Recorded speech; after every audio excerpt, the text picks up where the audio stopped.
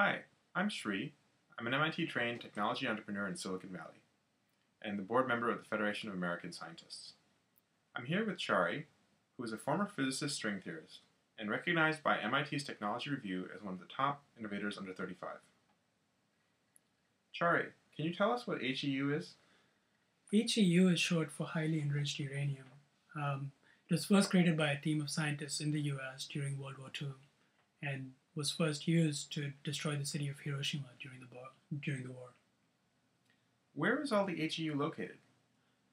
HEU is actually spread out over literally dozens of countries around the world. There's probably about 2 million pounds of HEU out there. And to put that in perspective, that's more than enough highly enriched uranium to kill all the people living in the 20 largest cities around the world. So there's a lot of material out there. Could terrorists get some HEU? If so, what could they do with it? Well, they couldn't actually make the HEU themselves, most people think, because that would require them having access to a large, sophisticated manufacturing facility. But if they were to steal even a small amount of material, just a handful, 50 kilograms of highly enriched uranium, they could use that to assemble and transport a bomb to pretty much any location without being detected. A study published in Foreign Policy magazine estimated that for a budget of under $2 million, a small team of terrorists could build a nuclear weapon. And really, if they had access to the highly enriched uranium, it's really not that hard to assemble a nuclear weapon. In fact, the Nobel Prize winning physicist Luis Alvarez is quoted as pointing out that all they would need to do if terrorists had access to HEU would be to drop one half of critical mass of highly enriched uranium onto the other to create a high yield explosion. And that's something that even a high school kid could do if they had access to the material. Are terrorists looking to steal HEU? Well, CIA and international intelligence organizations have been warning about this threat for several years now. And over the last 20 years or so, there have been several documented cases of smugglers having been caught with small amounts of stolen HEU, up to a few pounds in many cases. And as with drugs and arms smuggling, there is an international black market for nuclear technology and materials.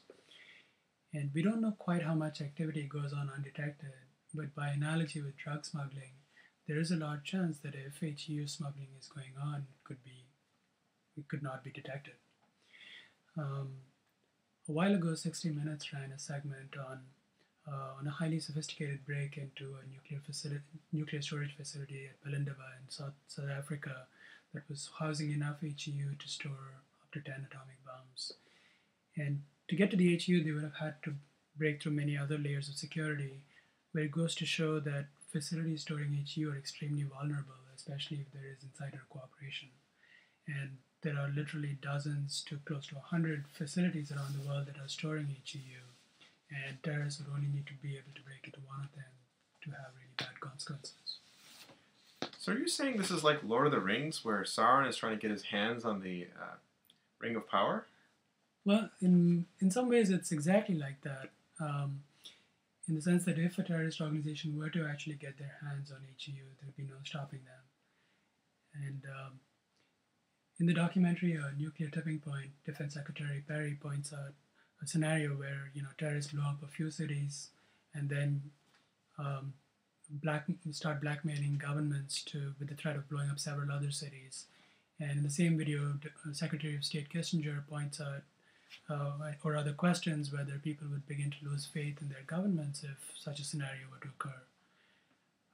And just like in Lord of the Rings, really the only terrorist-proof solution is to eliminate all the HEU so that terrorists can never get their hands on it. Why do we still have all this HEU sitting around? It's a good question.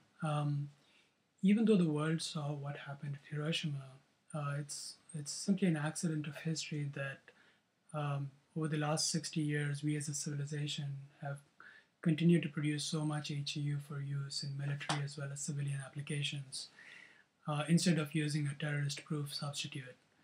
It was only after 9/11 that the terrorist threat began to be widely recognized. The legitimate uses for HEU today include nuclear weapons, powering reactors in submarines, ships, and icebreakers, use in civilian research reactors, as well as for the manufacture of radioisotopes for medical applications. And really, if we were to start over, all these legitimate uses by nations would have been designed around terrorist-proof alternatives, such as low-enriched uranium or LEU. Really, today, if we were to start over, there is no good reason for us anymore to rely on HEU for any purpose. So what can be done to eliminate HEU at this point, and is it feasible? Well, there are some success stories with eliminating HEU. For example, in 1992, the US and Russia initiated a program called megatons to megawatts, which was around converting 500 tons of highly enriched uranium to low enriched uranium for the purpose of powering or fueling nuclear reactors to provide power. And that's providing power to 1 in 10 homes in the US right now. The problem is that there is still twice as much HEU still left around the world. We guesstimate that at a cost of roughly $30 to $50 billion spread out over 10 years, all the HEU could be substituted for the low enriched uranium, the safer version that is terrorist proof. And in a lot of ways, that would be like substituting NutraSweet for sugar. So what can each of us do to prevent terrorists from getting HEU?